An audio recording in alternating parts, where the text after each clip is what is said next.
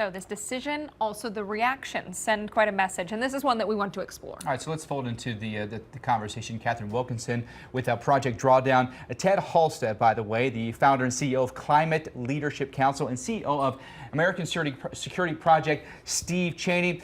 Ted, I want to start with you when we talk about this. Our allies when it comes to fighting global warming, where we go from here with policy. What is the next step now that we're out?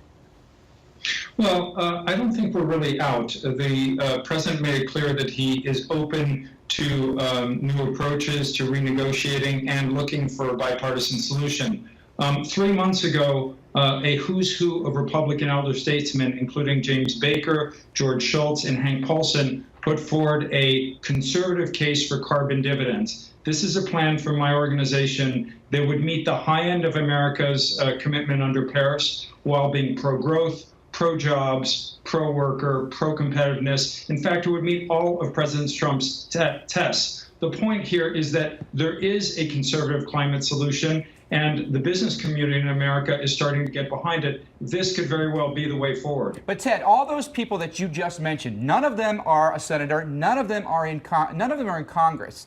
How do we get Congress to act on those things? Because James Baker can't get anything done. He doesn't have a vote.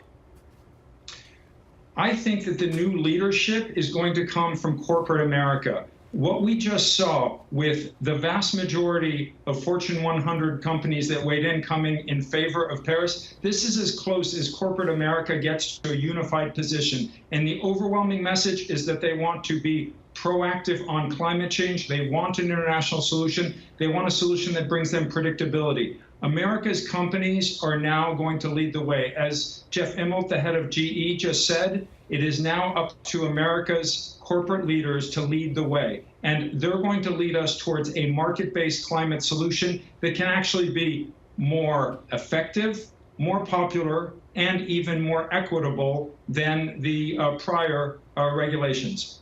And I want to bring in Katharine here because that has always been an argument in leaving, is saying, you know, it hurts the American economy. Perhaps this actually could stimulate companies to take matters into their own hands. I think so. There's a clear climate reality that we've been talking about, and there's also an economic reality to the situation, but it's not the economic reality that we heard articulated from the White House today. Addressing climate change doesn't hinder the economy, quite to the contrary. The solutions for reversing global warming accelerate the economy. They create jobs, they spur innovation, they generate prosperity. The research that we've done at Project Drawdown suggests that pursuing the most significant solutions to climate change between now and 2050 could realize almost $75 trillion of savings for the world. That's an economic opportunity I want America at the front seat of. Let me ask you this. If the United States is at status quo for the next couple of years, will American companies that are developing green technologies, maybe like a GE that Mr. Halstead was talking about, they're big in wind turbines, right? Will they now market their products outside of the United States first and then the U.S. becomes secondary? I think we'll see both. I think we'll continue to see fruitful markets within the U.S. In California. We've seen wind energy take off in Iowa.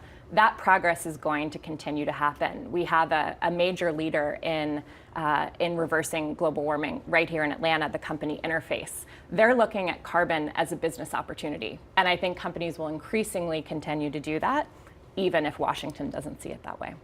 And Steve, you know, we wanted to bring you back in. You know, we talk about the military and its reactions, and how can we see growth within that in response to the actions moving forward? Well, you can look at all the documents that the Department of Defense has put out in the last 4 years, the Quadrennial Defense Review, National Security Strategy, which has talked about climate change as a accelerant to instability. Plus that, of course, you want to talk about the not in my backyard aspect of it. Our bases and stations on the coasts are literally going underwater. Norfolk Naval Station perhaps is the poster child for that. Eglin Air Force Base in Florida. Diego Garcia out in the middle of the Indian Ocean. I mean, these are places that eventually the military has got to move these bases or move those forces somewhere because they're actually going underwater. So, I mean, this is another clarion bell that the military has been raising now for years, that the planners are looking at. What are we going to have to do to combat this? How can we adapt? And of course, long-term mitigation, we know what causes it, and it's CO2. And oh, by the way, the #1 consumer of fossil fuels in the world is the U.S. Department of Defense. And they've been trying to wean themselves off of fossil fuels because they understand what a vulnerability that is. Ted, I want to ask you about, the president who said he's open to renegotiation here. What should be the strategy now for other policymakers on Capitol Hill? How do they make inroads now with the White House? I think what you're going to find is a lot of policy innovation and a period of real creativity.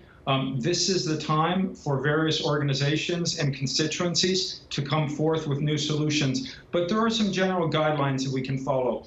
This administration is not going to support the old-fashioned regulatory approach. What they're going to be interested in is market-based solutions. In fact, that's why we focused on a solution that fits the conservative mold, because it is a free market and limited government solution. That is the sweet spot for this administration, and there are deals to be made. For example, if you put in place a carbon tax of, say, $40 per ton and trade that for an elimination of the Obama-era regulations, what you get is a far more effective climate solution, smaller government, and with that alone, you could meet our Paris commitment. So this is the kind of deal that could appeal to both sides. And then, by the way, our plan includes giving all that money back to the American people, which makes it very popular and populist. In fact, by our numbers, 223 million Americans, that's the bottom 70%